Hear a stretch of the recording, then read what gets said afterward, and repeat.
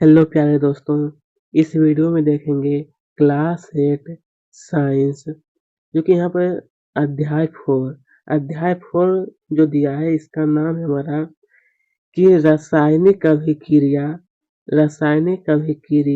कब और कैसी कैसी। तो प्यारे दोस्तों इस पाठ में सभी क्वेश्चन आंसर हम लोग देखेंगे, ठीक है। तो चलिए सबसे पहले हम लोग देखते हैं पाठ के अंदर जो प्रश्न है, फिर हम लोग देखेंगे अभ्यास सभी को देखेंगे। तो चलिए देखते हैं हम लोग, इनके उत्तर दीजिए। तो प्यारे दोस्तों अपने बुक में देखिएगा पेज नंबर 32, वहां पर इसमें कुछ प्रश्न पूछे गए थे। ये सब सोल्व करने के बाद ही हम लोग अभ्यास प्रश्न को देखेंगे, ठीक है। तो चलिए देखते हैं सबसे पहले क्या है रासायनिक अभिक्रिया से आप क्या समझते हैं रासायनिक अभिक्रिया से। तो इसके बारे में लिखना है कि ऐसी अभिक्रियाएं जिनसे जिनसे नए पदार्थ का निर्माण होता है रासायनिक अभिक्रिया कहलाती है। क्या कहलाता है? रासायनिक अभिक्रिया। जो कि उदाहरण के तौर पे आप लिख सकते हैं, इसमें सी और O2 ये दोनों मिलकर के हमारा क्या बनता है? CO2 यानी कि कार्बन और ऑक्सीजन मिलकर के हमारा कार्बन डाइऑक्साइड बनता है, ठीक है। ये आपको समीकरण लिख लेना है। और फिर एक और समीकरण दिया है मेरे दोस्त की 2Mg और O2 मतलब मैग्नीशियम और ऑक्सीजन मिलकर के हमारा बनता है मैग्नीशियम ऑक्साइड, ठीक है। ये उदाहरण आपको अच्छी प्रकार से नोट कर लीजिएगा। चलिए अब यह कि मोमबत्ती का जलना एक रासायनिक अभिक्रिया है। इस अभिक्रिया से जुड़े संभावित लक्षण लिखा है। इस अभिक्रिया से जुड़े संभावित लक्षण आपको लिखना है। तो दोस्तों इसके बारे में आपको लिखना है कि मोमबत्ती का निर्माण मुख्यतः मुख्यतः लिखना है आपको कि मुख्यतः यहाँ पर देखिए दोस्तों, ये आपको लिखना है, ठीक है। मुख्यतः पैराफिन मोम से होता है जिसका प्रमुख घटक कार्बन है। मोमबत्ती के जलने पर का है मोमबत्ती के जलने पर कार्बन ऑक्सीजन से मिलकर कार्बन डाइऑक्साइड बनाती है, ठीक है। चलिए दोस्तों, जो कि यहाँ पर इसमें हमारा समीकरण दिया गया है और फिर आपको ये नीचे ये आपको फिर ये भी लिख लेना है। चलिए अब देखते हैं प्रश्न 3 का है। प्रश्न 3 में कि चित्र मोमबत्ती का जलना अभिकारक तथा उत्पाद किसे कहते हैं, उदाहरण सहित आपको समझाना है। उदाहरण सहित आपको समझाने के लिए कहा गया है। जो कि यहाँ पर आप सब देखते हैं हमें 3 उदाहरण दिया गया है। इसी से आपको कहा उपयुक्त तीनों रासायनिक अभिक्रिया के उदाहरण है। कैसे? तो रासायनिक अभिक्रिया के उदाहरण, जो कि सबसे पहले इसमें आपको ये तीनों आपको लिखना है। फिर आपको ये नीचे लिख के करके आपको ये भी लिखना है कि उदाहरण 1, 2, 3 में कि बाईं ओर लिखे गए यौगिक रासायनिक अभिक्रिया में अभिकारक कहलाते हैं। रासायनिक देखिए दोस्तों, मैं आपको सिर्फ बता देता हूँ, जो कि ये बीच में आप जो रेखा देख रहे हैं इसके पहले भी जो भी पदार्थ होता है ना उसको हम लोग कहते हैं अभिकारक। क्या कहते हैं? अभिकारक, ठीक है। और जो इसके अभिक्रिया करने के बाद जो नया पदार्थ बनता है ना उसको हम लोग कहते हैं प्रतिफल। क्या कहते हैं? प्रतिफल, ठीक है। ये आपको क्लियर हो जाना चाहिए। मैं आपको अच्छी तरह से समझा दिया और ये चाहे तो लिख भी सकते हैं, था कोई दिक्कत नहीं, नहीं भी लिखे तो कोई दिक्कत नहीं है। चलिए अब देखते हैं काय इनके उत्तर दीजिए। पेज नंबर 34 में देखिएगा, वहां पर कुछ प्रश्न है। क्या निम्नलिखित अभिक्रियाओं को दो दो उदाहरण द्वारा स्पष्ट कीजिए। मतलब ये हमारा कुछ अभिक्रिया दिया है जो कि इसको दो दो उदाहरण के तौर पे आपको समझाना है। देखिए संयोजन अभिक्रिया में क्या होता है? S+O2, इससे हमारा SO2 बनता है कि सल्फर और ऑक्सीजन मिलकर के हमारा सल्फर डाई ऑक्साइड बनता है, ठीक है। और फिर एक और उदाहरण दिया गया है कि 2SO2 और O2, इससे हमारा बनता है 2SO3, ठीक है। बस यही आपको लिखना था। हालांकि दोस्तों ये भी नीचे वाला जो है नहीं भी लिखिएगा तो कोई दिक्कत नहीं। अगर आप लिखना चाहते तो लिख सकते हैं कि sulphur sulphur dioxide oxygen sulphur dioxide. उपयुक्त दो उदाहरण में हम देखते हैं कि दो अभिकारक आपस में जुड़कर एक नया पदार्थ यानी उत्पाद बनाते हैं। अतः उपयुक्त दोनों अभिक्रिया क्या है? संयोजन अभिक्रिया, ठीक है। संयोजन अभिक्रिया में क्या होता है? दो पदार्थ मिलकर के एक नया पदार्थ का निर्माण करता है, उसको हम लोग संयोजन अभिक्रिया कहते हैं। इसी प्रकार से अपघटन में ये हमारा समीकरण दिया, आपको लिख लेना है। समीकरण लिखने के बाद ये हमारा दो दो समीकरण कहा जाता है लिखने के लिए, दोनों आपको अच्छी तरह से लिख लेना है। पहले सबसे पहले समीकरण आपको लिखना है, ठीक है। उसके बाद फिर आपको क्या करना है कि इसमें क्या होता है कि दोनों देखिए दोस्तों क्या होता है कि एक पदार्थ टूट करके अनेक पदार्थ में वो बदल जाता है ना, तो उसको हम लोग कहते हैं अपघटन अभिक्रिया। टूट कर 2 या अन्य पदार्थ का निर्माण करता है, इसी को हम लोग अपघटन कहते हैं। चलिए अब आगे दिया है विस्थापन अभिक्रिया, क्योंकि ये हमारा दिया है उदाहरण, ये आप दोनों आपको लिख लेना है। और विस्थापन में क्या होता है दोस्तों कि दोनों उदाहरण में हम देखते हैं कि अभिकारक यौगिक के एक तत्व को दूसरे स्वतंत्र तत्व हटाकर उसका स्थान ले लेता है, अर्थात यह ज्यादा क्रियाशील तत्व है जो अपेक्षाकृत क्रियाशील तत्व को हटाकर उसका स्थान ले लेता है, इसे विस्थापन अभिक्रिया कहते हैं। मतलब दोस्तों क्या होता है कि जैसे देखिए दोस्तों, यहाँ पर भी 2 हमारा दिया है, यहाँ पर भी 2 दिया है। लेकिन क्या होता है इसमें इसमें क्या होता है कि अदला-बदली इसमें हो जाता है, ठीक है? जिंक के साथ अभिक्रिया कहलाता है Cl, कौन कहता है? Cl2, तब फिर हमारा बनता है जिंक क्लोराइड, और H के साथ HCl कर लेता है, ठीक है? अदला-बदली इसमें होता है सिर्फ। उसके बाद ये है कि अवक्षेपण में ये हमारा उदाहरण है, आपको ये लिख लेना है। इसके बाद फिर आपको इसमें अवक्षेपण और फिर आपको अच्छी तरह से नोट कर लेना है, ठीक है? चलिए अब हम लोग देखते हैं, ये सभी करने के बाद क्या है, अधिक चूने का पानी बनाकर उसे खुला छोड़ दिया जाए तो अगले दिन उसमें क्या परिवर्तन होगा होगा और क्यों होगा? तो इसके बारे में आप सब लिखिएगा कि यदि यदि चूने का पानी बनाकर उसे खुला छोड़ दिया जाए तो अगले दिन उसमें अगले दिन का है उसमें ऊपरी सतह पर ऊपरी सतह पर पतली कड़ी परत बन जाती है और पानी का रंग दूधिया हो जाता है। चूने का पानी अर्थात CaOH2 यह पारदर्शी व साफ होता है, परंतु खुला छोड़ने के कारण वायुमंडल का CO2 इसके संपर्क में आता है, जिससे CaOH2 से CO2 अभिक्रिया कर CaCO2 यानी कैल्शियम कार्बोनेट बना लेता है, जो अघुलनशील होता है व सफेद रंग का होता है। यह अतः चूने का पानी क्या होता है, दूधिया हो जाता है, ये एक कारण है। इसी प्रकार से दोस्तों देखिए क्या है कि इनके उत्तर देने के लिए कहा, पेज नंबर 36 में देखिएगा, वहां पर पूछा गया है क्या है, उदासीनीकरण अभिक्रिया क्या है, एक उदाहरण देकर के आपको समझाना है। तो इसके बारे में आप सब लिखना है। अम्ल व क्षार की आपसी क्रिया से लवण तथा पानी का बनना उदासीनीकरण अभिक्रिया कहलाता है। क्या कहलाता है? अम्ल और क्षार की आपस क्रिया से लवण तथा पानी का बनता, इसी को लोग उदासीनीकरण अभिक्रिया कहलाता है। जो कि देखते हमारा यह एक प्रकार का उदाहरण है, ये आप लिख सकते हैं। चलिए अब दिया है अवक्षेप। मेरे दोस्त का है अवक्षेप क्या है? यह एक एक ऐसी रासायनिक अभिक्रिया लिखिए जिसमें अवक्षेप का निर्माण हो रहा है। अवक्षेप, तो इसके बारे में लिखना है कि अवक्षेपण अभिक्रिया में बनने वाला नया अघुलनशील पदार्थ जो ठोस रूप में होता है अवक्षेप कहलाता है। क्या कहलाता है? अवक्षेप। जो कि यहाँ पर आप देख सकते हैं कि कैल्शियम हाइड्रोक्साइड और प्लस में कार्बन डाइऑक्साइड दोनों मिलकर के हमारा कैल्शियम कार्बोनेट बनता है और पानी का एक बनता है अवक्षेप, ठीक है? चलिए दोस्तों, यही आपको लिखना था। उसके आगे हम लोग देखते हैं क्या है, ऑक्सीकरण तथा उपचयन अभिक्रिया को समझाइए। क्या है? ऑक्सीकरण तथा उपचयन लिखना है कि किसी पदार्थ का ऑक्सीजन से संयोजन तथा हाइड्रोजन से वियोजन।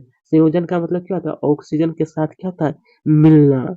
ऑक्सीजन के साथ मिलना क्या कहलाता है? ऑक्सीकरण कहलाता है, ठीक है? और हाइड्रोजन का वियोजन मतलब कोई भी चीज है, ठीक है, अगर उससे हाइड्रोजन जो है वो निकल रहा है, अगर हाइड्रोजन निकलता है तो उसको हम लोग कहते हैं वियोजन, ठीक है? चलिए उदाहरण के तौर पे आपको ये लिख लेना है ये पूरा। और कहा किसी यौगिक में ऑक्सीजन का वियोजन या हाइड्रोजन से संयोजन अपचयन कहलाता है, ठीक है? यानी कि किसी भी ऑक्सीजन का वियोजन मतलब ऑक्सीजन का निकलना और हाइड्रोजन का मिलना अपचयन कहलाता है, ठीक है? यही आपको लिखना था। चलिए दोस्तों आप लोग देखते हैं, बहुत प्रश्न दिया गया था पाठ के अंदर, ठीक है? अब हम लोग देखते हैं पाठ अभ्यास प्रश्न जो पूछा गया उसको भी हम लोग देख ही लेते हैं।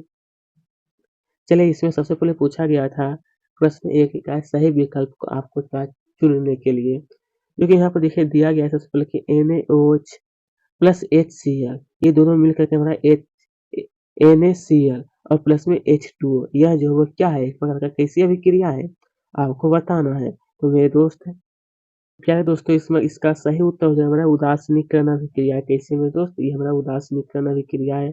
फिर यह है कि दहन का है, दहन के समय पदार्थ ऑक्सीजन से जुड़ता है तो यह क्रिया होगी। यह क्रिया जो है क्या होती है?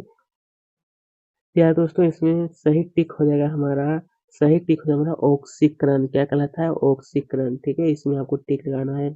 फिर दिया गया है कि इनमें से कौन सा लक्षण रासायनिक अभिक्रिया का नहीं है? तो ये जो बोला कि नए पदार्थ का न बनना, यह क्या है? रासायनिक अभिक्रिया का लक्षण यह नहीं है। ठीक है, और उसके बाद फिर दिया गया था कि KClO और इससे हमारा बनता है 2KCl और 3O2। यह जो का क्या है? यह क्या है? तो ये हमारा हो जाएगा अपघटन अभिक्रिया। क्या है मेरे दोस्त? ये हमारा अपघटन अभिक्रिया। बी में आपको टिक लगाना है। चलिए अब हम लोग आगे देखते हैं। आगे फिर यह कि रासायनिक अभिक्रिया का प्रकार लिखिए। मतलब ये सब हमारा कुछ रासायनिक अभिक्रिया दिया गया, लेकिन कौन सा प्रकार है वो आपको बताना है। देखिए दोस्तों, ये जो हमें दिया गया है कि NH3 प्लस HCl और NH यहाँ पर हो जाएगा प्लस का चिन्ह है। ठीक है, प्लस Cl, क्योंकि हमारा क्या है? संयोजन रासायनिक अभिक्रिया का संयोजन रासायनिक अभिक्रिया। फिर इसमें हमें दूसरा समीकरण दिया है, इसके सामने ही आपको उत्तर लिखना है। क्या करना है? सामने ही ये 2 नंबर का उत्तर आपको लिखना है। उदासीनीकरण रासायनिक अभिक्रिया है। ये तीसरा जो दिया गया है, इसका उत्तर में आपको लिखना है कि ऑक्सीजन रासायनिक अभिक्रिया। ये 3 नंबर का है। और ये 4 नंबर जो दिया है, इसका उत्तर ये वाला आपको लिखना है कि विस्थापन विस्थापन विस्थापन रासायनिक अभिक्रिया है। ठीक है, बस यही आपको लिखना था। उसके आगे फिर हम लोग देखते हैं दोस्तों, कहा गया है निम्नलिखित प्रश्नों के उत्तर आपको कहा देने के लिए। प्रश्न 1 में पूछा गया था कि जब कैल्शियम कार्बोनेट को गर्म किया जाता है तब कैल्शियम ऑक्साइड और कार्बन डाइऑक्साइड प्राप्त होते हैं। जो कि यहाँ पर देखते हैं, ये हमारा दिया गया है कि CaCO3, इससे हमारा बनता है CaO और CO2 बनता है। जो कि इसके बारे में आपको लिखना है कि यह किस प्रकार की अभिक्रिया है, इनमें कौन से अभिकारक और कौन से उत्पाद है, आपको लिखना है। जो कि इसके बारे में लिखना है कि यह उत्तर यहाँ से आपको लिखना है। ठीक है, ये वाला कि यह वियोजन या अपघटन रासायनिक अभिक्रिया है, इसमें CaCO2 CaCO2 यहाँ पर 2 होगा। ठीक है, आपको ध्यान देना है। CaCO2 अभिकारक है और CaO और CO उत्पाद है, क्योंकि CaCO2 गर्म करने पर CaO और CO2 नए पदार्थ बनते हैं। मतलब इसको गर्म किया जाता है, इससे हमारा 2 पदार्थ का निर्माण होता है। ठीक है, यही आपको बताना था। क्या बोलता है? अभिकारक और प्रतिफल, या फिर इसको हम लोग कहते हैं नए पदार्थ का बनना। चलिए अब दिया कि निम्नलिखित रासायनिक अभिक्रिया के 2-2 उदाहरण दीजिए। मतलब अवक्षेप बनता है, ऊष्मा निकलती है, इसके 2-2 उदाहरण आपको देना है। नंबर 1, अवक्षेप बनने वाले 2 उदाहरण। 2 उदाहरण दिया गया है, जिसको इसमें पहला और ये दूसरा आपको नोट करना है। ठीक है, इसके आगे देखते हैं। फिर देखिए दूसरा दिया था कि कहा गया था ऊष्मा निकलने वाले 2 उदाहरण। ऊष्मा जिससे निकलता है उसका 2 उदाहरण आपको लिखना है, क्योंकि इसमें आपको ये पहला फिर आपको ये दूसरा नोट कर लेना है। फिर तीसरा दिया था हमारा रंग परिवर्तन। क्या है मेरे दोस्त? तो रंग परिवर्तन, इसके बारे में आप ये पहला समीकरण फिर आपको ये दूसरा रासायनिक समीकरण लिख लीजिएगा। तो चलिए दोस्तों, आप लोग देखते हैं आगे की ओर। कहा नीचे कुछ क्रियाएं दी गई है, इनमें से कहा है इनमें से रासायनिक अभिक्रियाओं की पहचान कर कारण सहित स्पष्ट कीजिए। रासायनिक अभिक्रिया की पहचान करके, मतलब दोस्तों यहाँ पर आप सब देख सकते हैं कि रासायनिक अभिक्रिया जो लगभग यहाँ पर 8 दिया गया। कितना है रासायनिक अभिक्रिया? जो 8। हालांकि सभी इसमें रासायनिक अभिक्रिया नहीं कर रहा है, जो कर रहा है उसके बारे में आपको लिखना है और फिर आपको उसके कारण सहित आपको स्पष्ट करना है। ठीक है, तो मैं आपको बताता हूँ इसका उत्तर। देखिए दी गई क्रिया में नंबर 1 में जो कहा गया था कि लकड़ी का जलना, ये हमारा रासायनिक अभिक्रिया है, क्योंकि इससे क्या था? उत्पाद में CO2, यहाँ पर CO2 होगा। देखिए 2 लिखने में थोड़ा टाइपिंग में गलती हो गया था, CO2 यहाँ पर होगा। ठीक है, फिर देखिए आगे देखते हैं। शक्कर का पानी में घुलना, यह नहीं है। लकड़ी का जलना, यह तो था ही। कटे हुए आलू, यह भी शायद है। कटे हुए आलू, यह भी एक प्रकार क्या है? रासायनिक अभिक्रिया। देखिए शक्कर का पानी में घुलना रासायनिक अभिक्रिया है, क्योंकि इसमें हमें शक्कर का पानी में विलयन सिर्फ प्राप्त होता है। ठीक है, ये दूसरा। कटे हुए आलू, ये तीसरा। इसका कारण आपको लिख लेना है। हालाँकि इतना अगर मैं आपको समझाऊँगा तो बहुत ही अधिक टाइम लग जाएगा, ठीक है? और फिर नंबर 4 में चांदी के आभूषण। नमी में ऑक्सीजन से क्रिया कर चांदी के ऑक्साइड की परत जमने के कारण काली पड़ जाती है। इसी प्रकार से ये पूरा आपको लिख लेना है। चलिए दोस्तों, हम लोग देखते हैं अंतर स्पष्ट कीजिए। कहा गया मेरे दोस्त कि ऑक्सीजन तथा अपचयन और संयोजन तथा अपघटन, इस दोनों में आपको अंतर स्पष्ट करना है। क्योंकि प्यारे दोस्तों, यहाँ पर आप सब देखते हैं कि हमारा दिया ऑक्सीकरण, ये हमारा ऑक्सीकरण दिया है। इस प्रकार से आपको भी तालिका बना लेना है और यहाँ पर आपको अपचयन लिखना है। इसके बारे में ये आपको पूरा लिखना है, ये भी। फिर दूसरा नंबर, और इसी प्रकार से आपको नंबर 3 और ये नंबर 4, ये चारों पॉइंट अच्छी तरह से नोट कर लेना है। देखिए दूसरा दिया था कि संयोजन तथा अपघटन में आपको अंतर स्पष्ट करना है, ठीक है? तो इसके बारे में आप सब लिख सकते हैं। अंतर स्पष्ट करने के लिए नंबर 1 में इसमें इधर भी आपको 1 नंबर लिखना है, नंबर 2 ये भी शायद नंबर 2 आपको लिखना है। फिर देखिए नंबर 2 लिखने के बाद यहाँ पर नंबर 2 और नंबर 3 ये सभी आपको अच्छी प्रकार से नोट कर लीजिएगा। चलिए अब हम लोग आगे की ओर देखते हैं। 1 सेकंड रुक जाइएगा। हाँ, सही है। अब क्या है, रासायनिक अभिक्रिया के लक्षण लिखिए। क्या है, रासायनिक अभिक्रिया का लक्षण क्या-क्या है उसके बारे में बताना। तो लिखना है रासायनिक अभिक्रिया के लक्षण निम्नलिखित हैं। क्योंकि इसमें से आपको पहला लक्षण लिखना है कि गैस का निकलना तथा अभिकारकों की अवस्था में परिवर्तन होना। दूसरा लक्षण लिखना है कि ऊष्मा का शोषित होना या ऊष्मा का उत्सर्जन होना, यह दूसरा लक्षण लिखना है। तीसरा लिखना है कि अवक्षेप का बनना। चौथा लिखना है कि रंग परिवर्तन होना। बस यही आपको 4 लक्षण लिख लेना है। जो कहा गया कि उपयुक्त सभी लक्षण यह प्रदर्शित करते हैं कि रासायनिक अभिक्रिया हो रही है। ठीक है दोस्तों? प्यारे दोस्तों, हम लोग देखते हैं क्या है, ऐसी ऐसी रासायनिक अभिक्रियाओं के उदाहरण लिखिए जो एक से अधिक लक्षणों को प्रदर्शित करती है। एक से अधिक लक्षण को, क्या ऐसी रासायनिक अभिक्रिया के उदाहरण लिखिए। क्योंकि आपको सबसे पहले आपको रासायनिक अभिक्रिया लिख करके और ये हमारा नाम दिया गया ये भी लिखना है। फिर क्या है, उपयुक्त रासायनिक अभिक्रिया में अवस्था परिवर्तन होता है। क्या होता है, अवस्था परिवर्तन, जो कि ये आपको पूरा लिखना है। देखिए दोस्तों, क्वेश्चन में कहा गया था एक से अधिक लक्षण को जो दिखा रहा है उसी को आपको लिखना है। तो ये पहला लक्षण हो गया। और दूसरा है कि साथ ही ऊष्मा में प्रकाश विमोचित होती है और गैस क्या तो उससे निकलती है। ये आपको पूरा लिख लेना है। फिर देखिए दूसरा उदाहरण के तौर पे आप ये भी लिख सकते हैं कि Na और H2। Na का मतलब होता है ये ना सोडियम, और ये हुआ H2O मतलब हाइड्रोजन। ये दोनों मिलकर के NaOH, यानी कि सोडियम हाइड्रोक्साइड और H2O मतलब होता है जल, ये बनता है। ठीक है, मैं बताता हूँ, यहाँ पे लिखा हुआ नहीं है। यहाँ पर सोडियम हाइड्रोक्साइड और यहाँ पर H2O। इसके बारे में आप ये भी लिख सकते हैं। ये वाला आपको पूरा लिख लीजिएगा, ज़्यादा बड़ा नहीं है। ठीक है दोस्तों, अब देखते हैं आगे। आगे हमारा दिया है प्रश्न 8। क्या है दोस्तों, प्रश्न 8 में पूछा गया था कि अपने अपने आसपास होने वाले, क्या है, अपने आसपास होने वाले रासायनिक परिवर्तनों की सूची बनाइए तथा उन्हें रासायनिक क्रियाओं की विभिन्न प्रकारों में बांटिए। क्या है, मेरे की विभिन्न प्रकार में आपको भी बांटना है। तो उत्तर में आप सब देख सकते हैं कि आसपास आसपास होने वाले रासायनिक रासायनिक परिवर्तनों की सूची निम्नलिखित, जैसे कि लकड़ी का जलना, यह एक प्रकार का क्या है, रासायनिक परिवर्तन ही हो रहा है इसमें। दूसरा लिख सकते हैं कि कटे हुए आलू बैंगन तथा सेब का काला पड़ना, चांदी के आभूषणों का काला पड़ना, शक्कर का पानी में घुलना, नमक का पानी में घुलना और दूध का खट्टा हो जाना, ये सब क्या है, रासायनिक अभिक्रिया है। ठीक है, फिर हरे पौधों द्वारा सूर्य के प्रकाश में भोजन का निर्माण, ये सब सभी हमारा रासायनिक अभिक्रिया है। कैसे दोस्त, ये हमारा रासायनिक अभिक्रिया ही है। 1 सेकंड रुक जाइएगा। चलिए, यही आपको लिखना था।